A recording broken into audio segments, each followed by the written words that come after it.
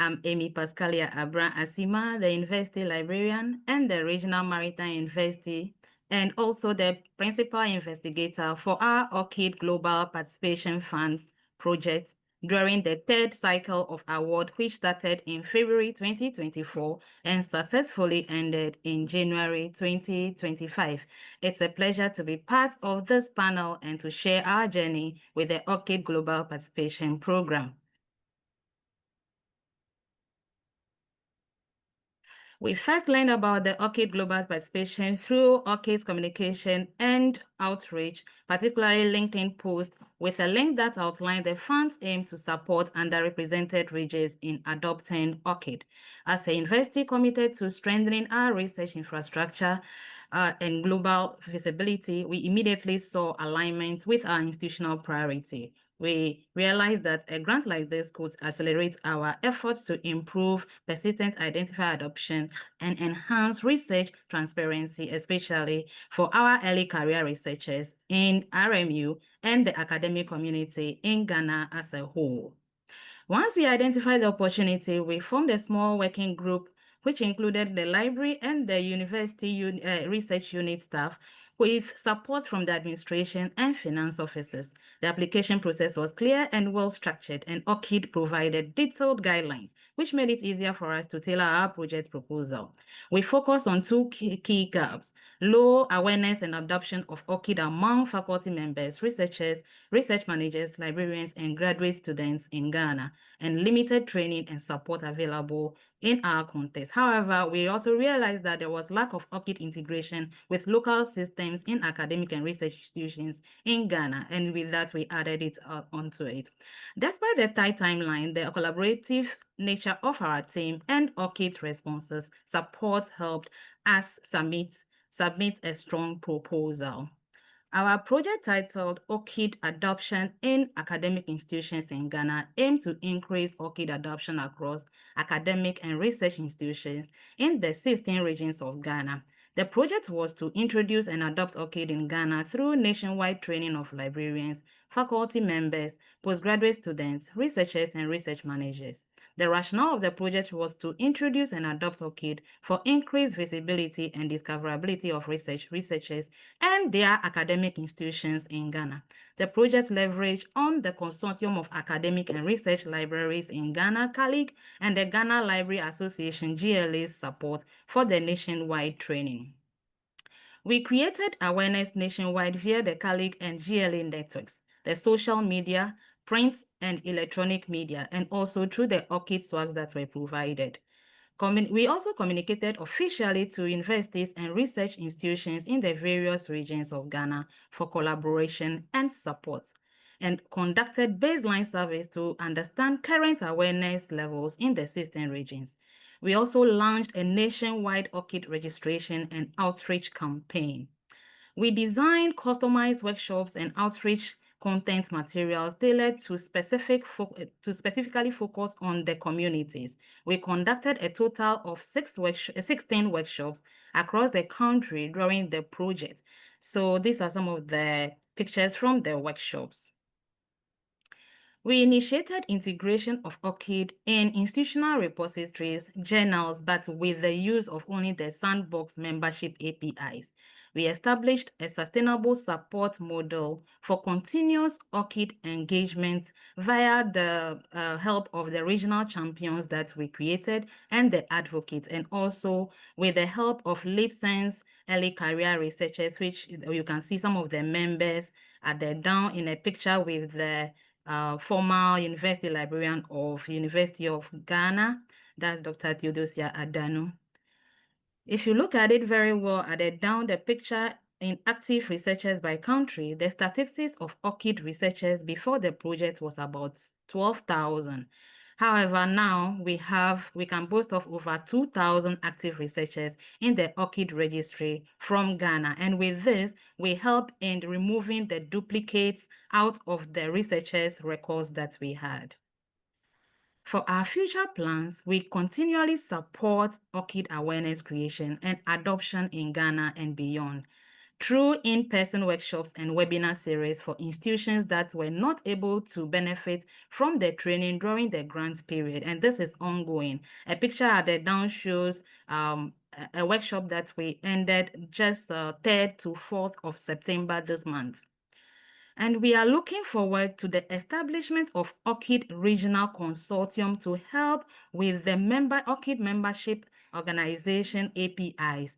And a drive I already started, and we are looking forward to working with ORCID to have the membership, the regional consortium membership. We are collaborating with WACREN, which is part of the 6th GPF awardee through Leap Science Early Career Researchers on the ORCID WACA project in training 15 ambassadors. And we also always plan to join ORCID on the GPF or related programs such as this one we are having today to continually support the mission and vision of ORCID.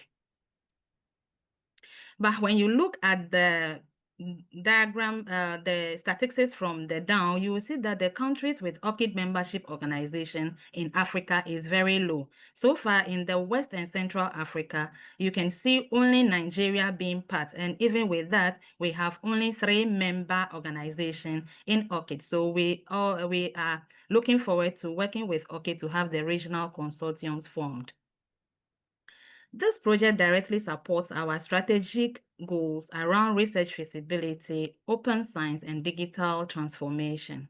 ORCID helps ensure our researchers' work is accurately attributed and it's visible, discoverable, and interoperable across platforms. As a university in a developing research ecosystem, this opportunity positions us as a regional leader in scholarly communication best practices.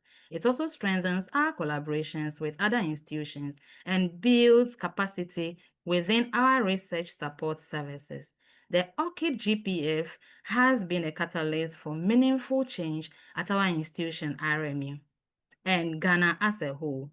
We are grateful for the support and community that ORCID has created throughout this program, and we look forward to a continued collaboration. Thank you very much, and that's the email address if you need to contact me through RMU, or you can contact support ORCID directly. Thanks, Amy. If you have any questions for Amy, do encourage you to submit them into the Q&A. Up next, happy to welcome Mercury Shintindo for her presentation. Mercury?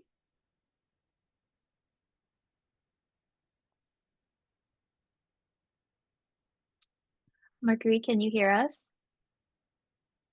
There we go. Hi, can you see my screen? My Yes. slides actually. Great. Yes, we can see the slides. Great. Perfect. Thank you. Glad to follow you, Amy. Well, my name is Mercury. You've already been told about me.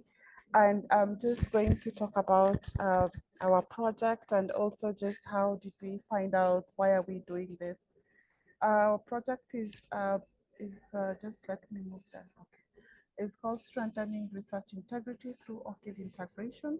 And this is just to help us expand on our current bioethics and ECR infrastructure in sub-Saharan Africa. So for you to just get a bit of a background, Africa Bioethics Network is a network that brings different researchers, bioethicist experts together on one platform to be able to reach people. And one of the areas or objectives that we have is promote visibility, discoverability of our researchers. And we've done this through different open access activities, including having an open access journal. We do have members from 42 countries in Africa, and we have 1,200 members. And our programs span training, mentorship, publishing, and research ethics. So you will see how that all comes together. So how did we find out about this particular opportunity? Well, even before I go to say about that, I would just want to say that this is our second iteration of this project. Thank you so much, ORCID. And this is because during the first time, the opportunity was brought to us by one of the co-editor-in-chief, and then we applied for it. But then for this second round, we did see I actually saw the communication on LinkedIn, and I felt like this is a good fit for us. And then this is why we just said, why don't we use the learnings from phase one to be able to actually build up on it. And then that is how we started the process of uh, first and foremost, the system for submission had changed from the first time we did apply, which was the 2023. So now the system was different. They're using, I think, Proposal Central. And I feel like it was much easier than the other one. The other one was also good, but this one was much easier in terms of navigation because I guess maybe the questions were less, and I don't know. So, uh, so we did feel this is a good fit for us, and that it will be able to build on some of the work that we have done. And the work that we have done, the first iteration, we did establish an ORCID community of practice where with more than 100 members, in different countries. And we were able to also train researchers. Just a minute, this thing is blocking my screen. Yeah, just hold it. We were also able to train researchers, and we did develop an ORCID mainstreaming roadmap. So we also did landscaping, a mapping of how the uptake of ORCID is on the continent. And some of the gaps that we found out was limited institutional integration, technical barriers in uneven uptake, and lack of multilingual support. And we saw uh, uh, this especially in West African countries, where we saw that we had more barriers than in other countries. So because these were some of the things which we found out in our first iteration, it was only logical for us to want to be able to build on what we had learned and how we can be able to create more impact. So I want to just tell you about what we are doing. We want to be able to enhance uh, the integration of ORCID when you're using Kotahi, because right now it's not being used. And then we are also working on how we can be able to develop training materials that we can be able to use to train others who want to use things like systems like OJS. How can they use this and be able to also translate this into different languages? We will also have a regional ambassador program, and with the focus of those countries which are underrepresented, and be able to still have indicators that can help us to know what kind of changes are we going to be looking out for in some of the different organizations. What we intend to do is first and foremost integrate, come up with a guide for integrating tools, which will be open source, and then have trainings, deliver trainings in different institutions, and be able to pilot in some of these institutions that support early career researchers.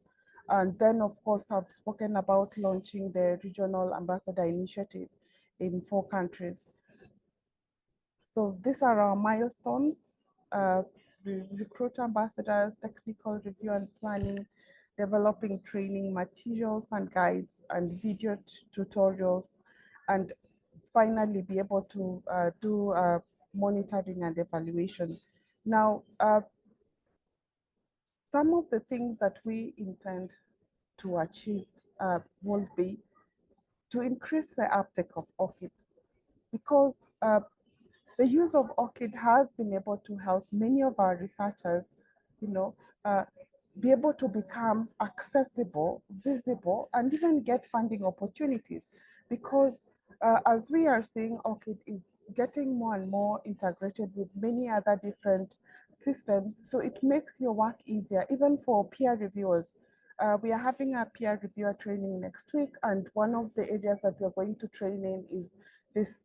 So we include this in our training programs, our mentorship programs, we teach how do you use some of the tools that we have to ensure that your work is visible and also secure, and also some of the problems we are seeing related to the names, cultural names. How can you ensure that you, even if somebody looks for Mercury Shitindo, it will not be another Mercury Shitindo, it's just you. So those are some of the issues that we saw coming up when we were doing our mapping, and those are some of the things we want to be able to remove. So apart from this, we are hoping to uh, ensure we have institutions, embedding policies that include embedding ORCID in some of the work that they do. And of course, one of the other things that we hope to do is increase or expand our partnerships across different countries, and just be able to continue mentoring early career scholars. So we are taking we are taking these things step by step, and this is something I've already spoken about. So I'm just going to end it there, and I'm looking forward to your questions. Thank you. Thank you, Mercury. If anyone has questions for Mercury, do encourage you to submit them via Q&A. Up next, happy to welcome Dr. Mohit Garg for his presentation. Mohit.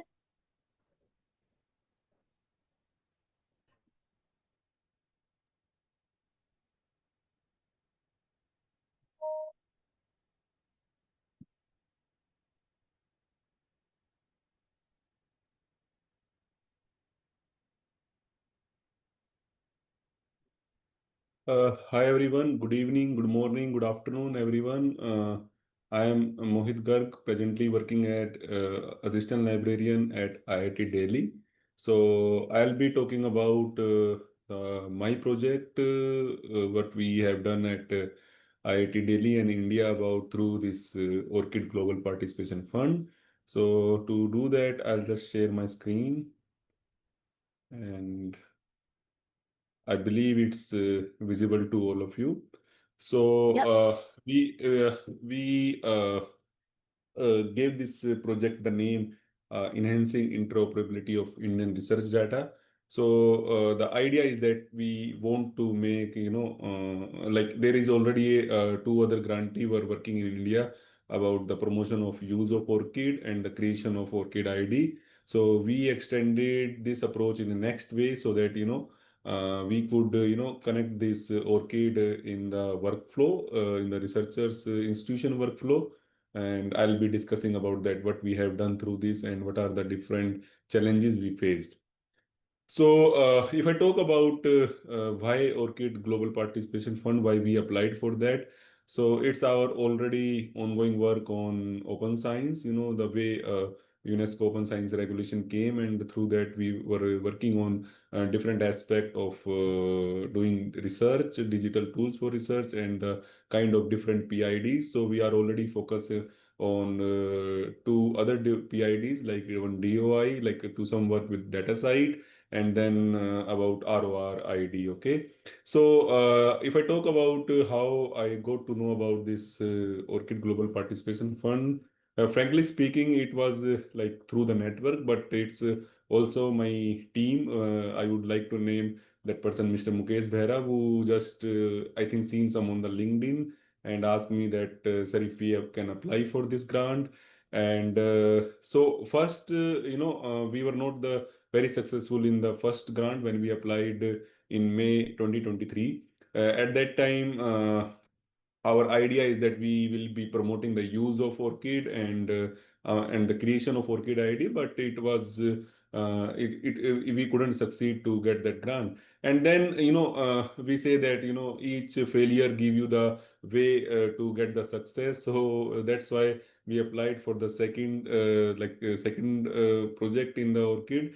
And this time, instead of going with the straight way of creation of ORCID ID, we went for creation of the to integrate these ORCID through APIs into the Indian ecosystem. So if I talk about the submission process, what I'll say that because I have both experience being not succeeded for the first time. And the second time, I'll say that you need to identify the right gap in what exactly is required, what exactly you can do it through this that project. And also you need to do some kind of a brainstorming session with the kind of a stakeholders and the expert, how that thing is required. Like if I talk about in my case, we focused on, like, we need to integrate the somehow ORCID API into the ecosystem. And we believe that at that time we already knew that the membership fee of ORCID API for accessing that member API is quite high. So like we that's why we just focused on public API. If I talk about the whole timeline what we took, it's around 2 to 3 weeks. And this kind of this webinar and all helped me a lot in like submitting a right application. And also again, a team is very important, like who all are worked behind the scene. Though I was the kind of leading the project, but I will appreciate effort of my boss, Dr. Nabi Hassan sir, who have continuously supported me and always motivating me for doing that. That kind of a motivation you required, and along with my team member, Mr. Mukesh Bhaira and Arvind, and they helped me in submitting this proposal. So, if I talk about the kind of project what we have done through this GPF, so our we already know that there is a continuous growing interest in creation of ORCID. And ORCID is not a kind of now a voluntary thing, and it's a kind of a mandate. And we have seen that one of our research scholar at IIT Delhi's paper was rejected because his profile on ORCID couldn't be verified. So that's the idea. ORCID has kind of become a kind of a mandate. So we thought that this mandate has already been there, but if it can be more, if it can be integrated with multiple systems, it will be beneficial for the whole academic ecosystem. So with this idea, we planned a capacity building program on integration of ORCID API in workflow and in the workflow in their institution. For that, we selected two software. One is DSpace and OJS. Both the system you can integrate an ORCID API. And with DSpace, DSpace is also going very fast advancement, like 7, 8, 9, three versions came in just last 1 month. So that's how that the thing is there. And then OJS is a popular software for managing the journals on that thing. So we conducted total 20 session throughout India, and this 20 session is all about we found that through our brainstorming session with the expert, that people know about software, people know about installing the DSpace and OJS, but connecting to the API, those DSpace and OJS require quite good understanding of API infrastructure and how you need to there are like different API structure is there, like one REST API is there. So researchers should understand that thing. So our session was like starting from all about DSpace, to install the DSpace, and also OJS, and then connecting those things through API. So we made two different guides for the OJS is mainly for faculty and librarians, and DSpace is only for the librarians. So two easy to use guides so that they can install, they can customize their DSpace and OJS, and they can connect the API. And it was well received from the community, and it was like people know that they can install, but they also should know how to fetch the data from API and how this look like. Okay, so like if I talk about API, the fetching of data is mainly in two format, like XML and JSON. So quite good understanding has been given to through this capacity building program. Now, like I'll talk about now some of the successes and the challenges we faced. So first success, like we build a kind of a community of practice and a local support team. So in our whole capacity building program, we have conducted a first session with all the finding out the experts throughout India. So now we have expert in southern India, also Eastern India, Western India, Northern India, and even in the Central India. Everyone is available who is willing to integrate ORCID API with either DSpace and OJS. They are well versed and without taking any amount of fee. That's very important thing. That's no, they are extending the facility to people without taking anything or with giving their time. Then we also collaborated with multiple other organizations in this way. So we collaborated with DOJ, Directory of Open Access Journal, in one of the workshop at National Forensic Science University. We also collaborated with OLH, Open Library of Humanities, which have another software which is known as Geneve. It's similar to Open Journal System. And we also collaborated with Lyrasis. Lyrasis is a organization which take care of DSpace and other granted and ORCID team in India. Now, the implementation challenge we faced, and this is like a big, initially has a big problem for us, in terms of infrastructure. When we went for the session and all, many participants had raised that, they don't have the kind of servers and they don't have the kind of, technical support all the time. And also to buy those servers and all and web hosting, they require some kind of a financial constraint was there. And as Emmy was saying, the API mainly related to, DSpace kind of thing, the sandbox we need to give the testing one. And, frankly speaking, if we train the people about API and if they can't do see in things in the practical, it becomes, no use. Like in OJS, you can connect the OJS with public API. Okay. So that's, that was some of the things were there, and we were continuously connected with even Sela Rebun, who was looking after technical integration of ORCID with DSpace. So that is how some of the challenges are done. So if I talk about future work, future like its ongoing work is already there. We are providing the continuous support, and the participants, those are from, I think if some participants are from India, even, in India, there is a funding agency is there, Indian Council of Social Science Research. They have recently announced a grant for supporting a journals. Okay, so if we have provided the support for many of the journals publisher, that how they can submit and how this benefit of ORCID can be made to their journal site if they publish and if they do that. Also, we are looking for some kind of infrastructure development, because that was one of the constraints. Like people were like, we want to go to the OJS, we want to go to the DSpace, but we don't have a cloud, we don't have that kind of infrastructure and hosting space. So we are looking for funding from different organizations, like Invest in Open Infrastructure, which supports this kind of infrastructure. And we are planning that we will provide a kind of a single interface, and whosoever want to start their journal, they can start on that particular platform, and it will be like connected with ORCID. And also, as Emmy was again saying, she was showing about the map in ORCID consortium, and you can see in the same condition is in India also. And as you know, the pricing of the membership fee is too high. Initially, it was working with the InfluMnet. Somehow, I don't know currently the status, but I think it will be, if somehow a very considerable amount of fees be associated with membership API, then it can be a really successful thing. Other than this policy, we are also working on somehow to submit a kind of a policy so that it can be a kind of become a mandate. Thank you. If you have any question, I'm open to that. I think I'm on time, and that's my email ID. If you need any kind of support to submit the grant, or I'm open to everyone anytime. Thank you very much, Mohit. As he said, if you have any questions for him, please feel free to submit them via the Q&A. And now I'm happy to hand it over to our last presentation from Dr. Scott Chopri and Grant Eben of Michigan State University. All right, thank you. Let's just see here. Should be shared now, it looks like, Yep. with everyone. Looks good. Excellent. All right. Well, thank you, Kimberly and Lambe, and everyone. We're excited to be here to present on the work that we're doing. I am Scott, as Kimberly said.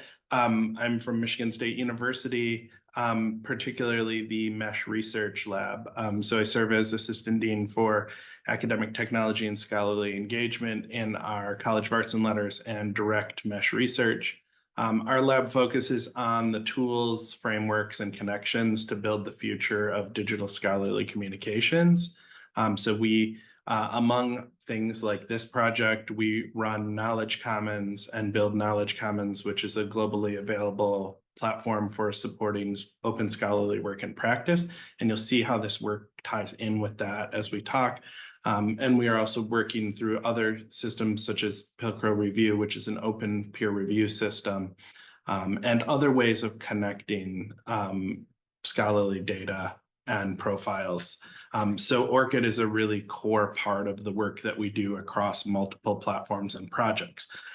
So a year ago in September of 2024, we received support from ORCID and the GPF program for taking what was at the time a prototype project that Grant inherited from a former colleague of ours, and to build it into something to make our researcher profiles more open, multilingual, and accessible globally. So Grant and I are here representing the team, but we work with the broader MESH team. We work with people elsewhere on our campus. We have a small advisory group with people from around the world who are working here at MSU, who provide us with feedback. And we're able to kind of work through all of these things together. Linked Open Profiles is the project that we worked on with this. So it is a block-based WordPress plugin that's designed to display ORCID profile data from one or more profiles on a website.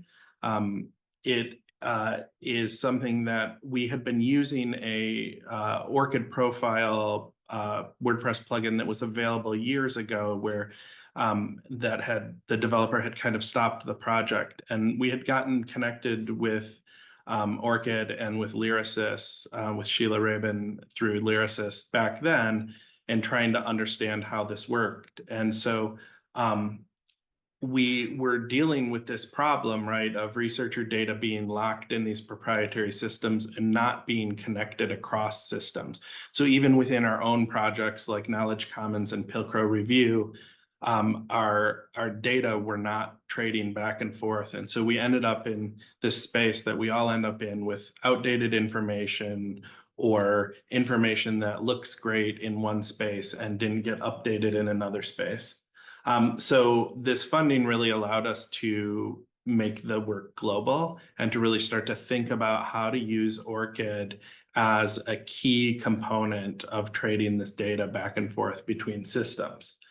And I think one of the things that was, and I've got a little bit more later about kind of some of our suggestions and recommendations, but I think one of the things is that our values as a research center, and Grant and I personally, really match a lot of the same sort of aims of ORCID's Global Participation Fund. And I think one of the examples of that, right, is access, both in a technical sense of we've built a tool that is technically compliant with Web Content Accessibility guidelines, but also in doing the work to figure out kind of the translations and the other sort of maybe cultural components that go into creating these things. We're able to think about access in this broader way. And so that's really driven a lot of the work of why we applied for this and why we found such a great community in the group of both the ORCID administrators and the colleagues that we've met through the program. You'll be able to get through the links here when the information goes out later, but so we have a plugin. It's launched on the WordPress plugin directory. You can find it and install it on any WordPress site that you have. It is also launched and available on Knowledge Commons. So if you have an account, Knowledge Commons is a freely available open platform. Anyone can use it, and you can use linked open profiles there. It's built in already as a block, so you can easily just get right to it. You don't even have to turn the plugin on. We do have the interface in 13 languages right now, and we're continuing to expand more as we work with the Translation Center on our campus.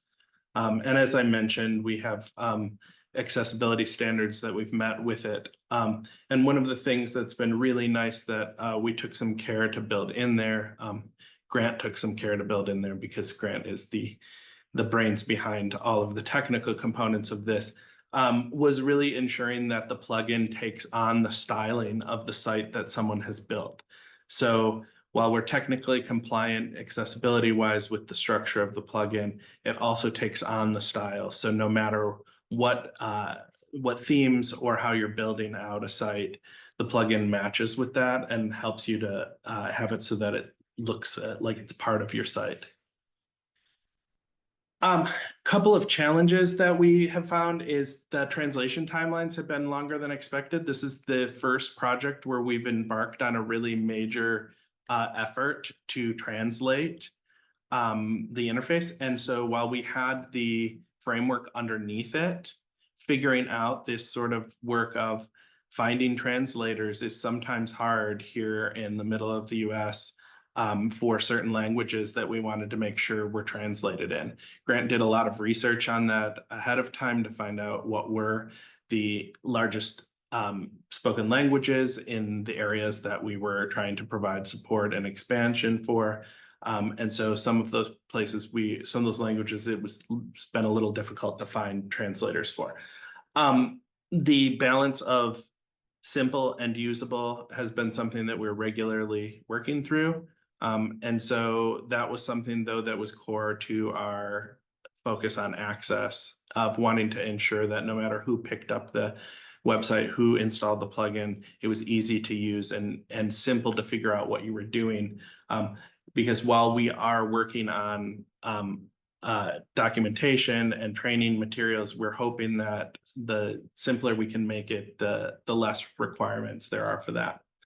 And really, and I think this is something that Mohit was getting a little bit toward too, around when you're thinking about applying for these programs, is really understanding, like, you might have this larger vision, but really balancing that with what's achievable within a short period of time and relatively small investment in time of a developer, in the case of Grant or something like that. So really trying to make sure that this was inside of something that we're working toward more broadly. We were going to try to do this work anyway, and the ORCID funding was allowing us to move more quickly on that and more intentionally on that.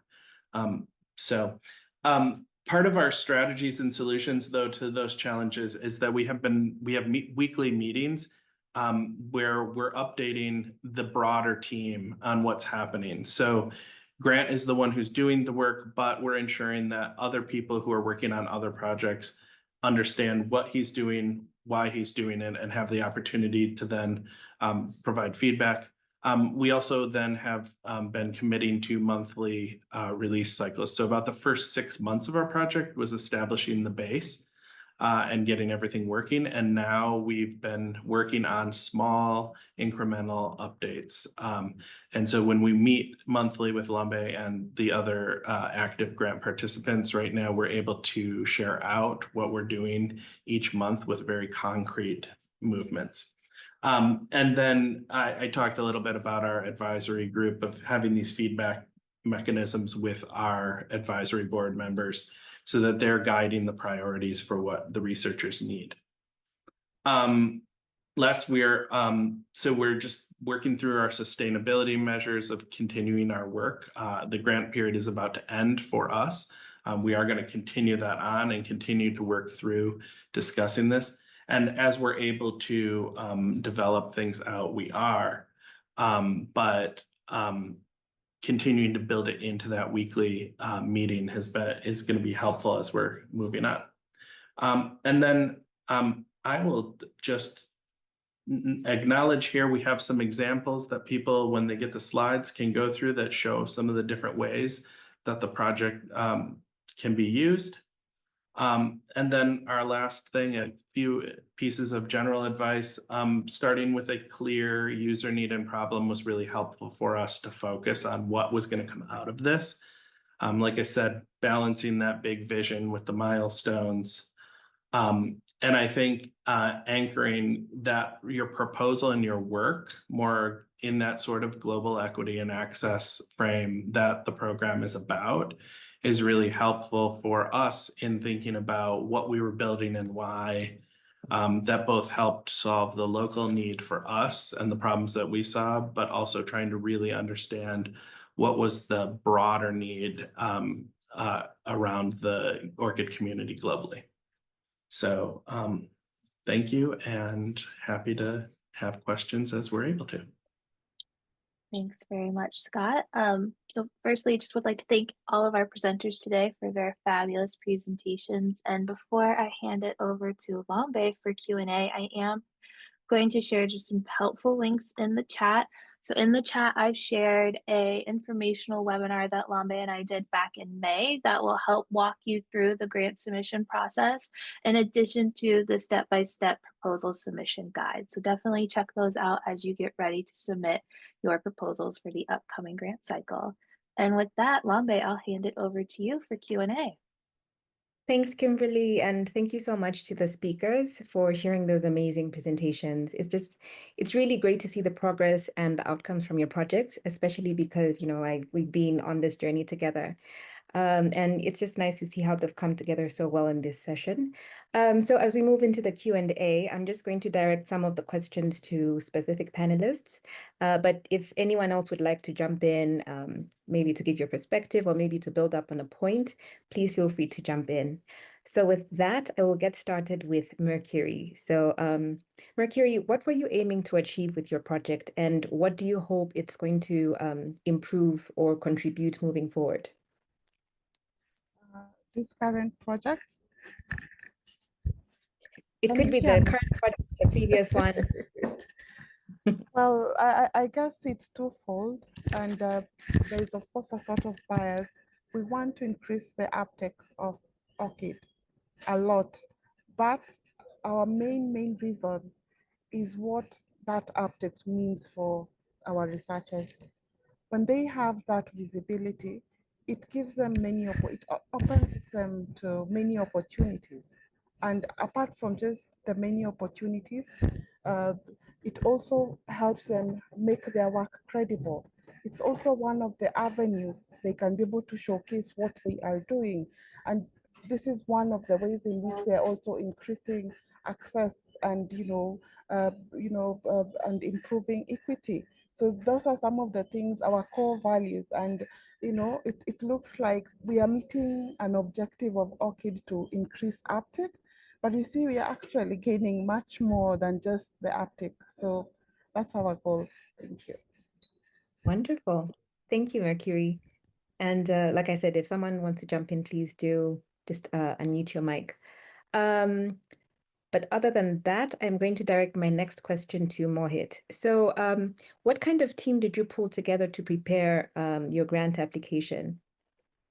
So in my team, I included including me and my boss, who is like my friend only, Dr. Navi Hasan sir, and along with one technical expert, Mr. Mukesh Behra, who is knowing about the API and all.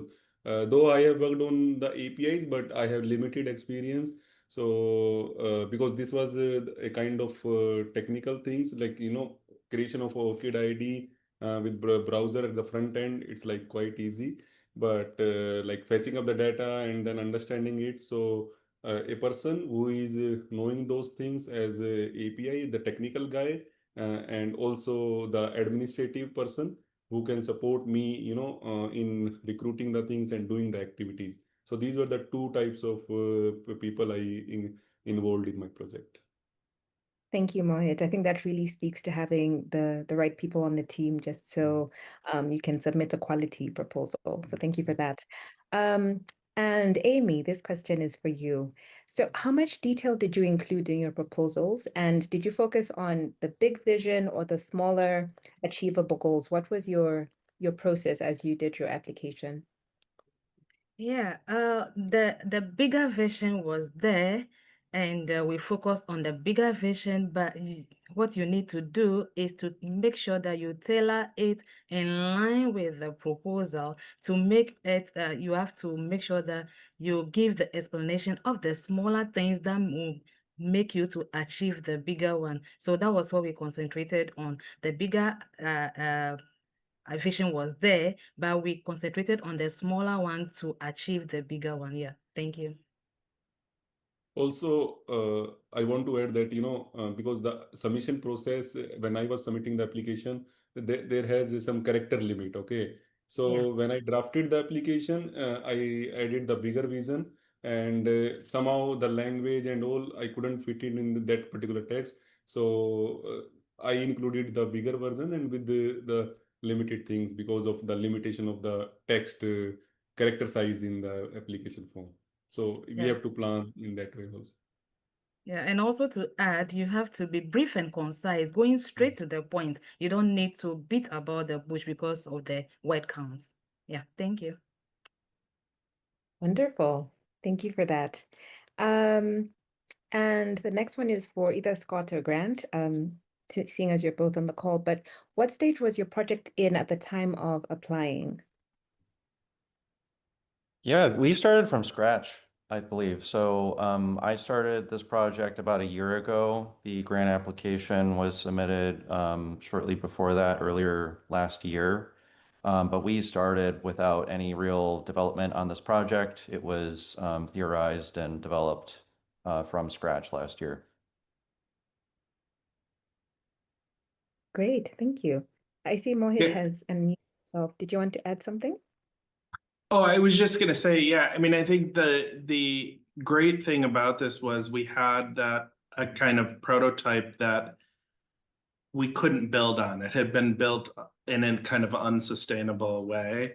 And so that's, I guess, something great you bring up that I didn't have in the slides that I think was important is like, this gave us the space and the time to build it correctly so that we could expand it more broadly without having to worry about whether in 2 years it couldn't handle the number of people or the expansion that we wanted to see. And Scott's right too, that like this is actually a spiritual successor to an older project that I had also worked on. So, but effectively the project that we ended up working on, it was pretty much from scratch. That's great. And I think something that is coming out from your answers is the fact that you still linked it to other work that you have. So even though you were starting from scratch, it's still, like you said, it's a spiritual follow-up to a project that you had before. So yeah, it's just really important that there's connection to your actual work and that it's not, completely out of the blue. So Yeah, if thank you. I would Sure. like to add, for us, when we thought of this idea, when one of my team member has shared this idea that we have to go this thing. So it was like, we already were working on D space and OJS. Okay. So for one thing, like we were very clear about that. Okay, these are the two software and we will already managing those things. So we have to focus on the API kind of thing. So for us, like there are two major components. One is the software, which will be like most of in Indian community are familiar with the software. So we have to take up the only one thing, that API thing. Okay, so that's one of the thing we have taken forward. And but only thing is that DSpace goes to around newer versions. So that was one of the challenges somehow I felt, but it was went well during that project. Thank you so much for that. Okay, so this next question is for Amy. So Amy, what roadblocks did you encounter with your project? Was there any unexpected admin or maybe red tape that you experienced that delayed your project? And if that's the case, how did you manage this? Yeah, one of the major challenges that I can pinpoint is the strike that happened in the universities. So we were going on with the project and there was a strike for all universities. And we are dealing with research and universities. And how do I come to a workshop and I will not be able to meet the researchers? So one major problem was a week to one of the workshops events. Everything was set and I had a confirmation from the university's vice chancellor and everything. So I was really prepared to move my team to the event center. Then a day before the program, that was when we were hearing that there will be a strike. I said, wow, if there is a strike, then how are we going to meet the people? Then that event morning, I had a message from the collaborators, the one I was collaborating with from the university that unfortunately the event cannot come on because of the strike. And we had to suspend that one. We tried as much as possible to reschedule, and we were not able to succeed during the grant period, but we went there after the grant period. And also we were able to have webinar series for such people. That was how we were able to manage it. Yeah.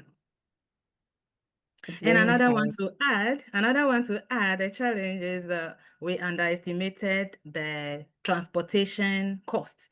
So when we're budgeting, we under budgeted a little. So when exchange rate set in, that was when we had a little challenge. So the advice for those who are going into the GPF to take their time and have a good estimate so that you will not be able to encounter those problems. However, my university was so supportive because they were really into the work. So they were able to help us with drivers and fuel and vehicle to go on the tour, the whole Ghana. Thank you.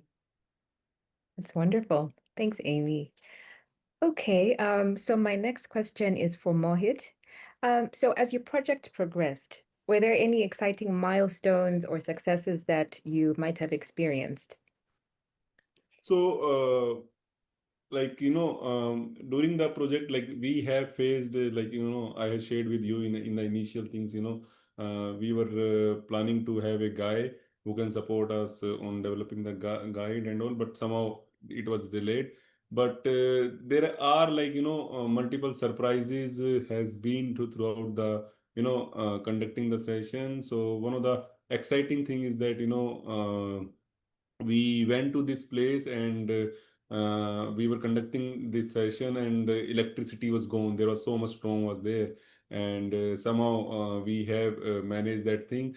If I talk about the key success, so key success is that like there was a couple of instances like we have just have the training of the OJS with the ORCID API, and in next maybe I think it was 7 to 8 days only, one of the university, Bennett University, and they have started their journal, 3 journals, and also integrated with public ORCID API. So that was quite satisfactory thing. But at the same time, when you are getting so many good things, and at the same time, many institutions were claiming like fund to, yes, you have given us a training, but also give us a support some from ORCID fund so that we can buy a cloud or we can have that thing. So I thought that we don't have the fund for that. We only have the fund for this outreach thing. Thank you. And Mercury, I have one question for you as we start to wind up. But looking back, what is the single most valuable piece of advice that you would give someone who's thinking of applying for the Global Participation Fund? Well, having someone else look at your proposal so that you're not doing it yourself.